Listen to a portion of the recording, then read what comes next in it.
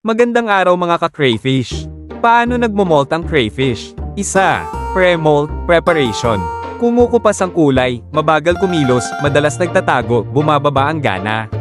Naghihiwalay ang old shell at new shell sa loob. 2. Molt stage, actual molting.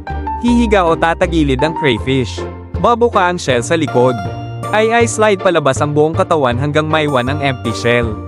Tumataas ang risk dito, 10 hanggang 30 minutes kadalasan. 3. Post-molt, soft shell stage. Sobrang lambot at fragile ang katawan. Tatahimi at magtatago 1-2 days. Kakainin ang old shell para sa calcium. Follow for more.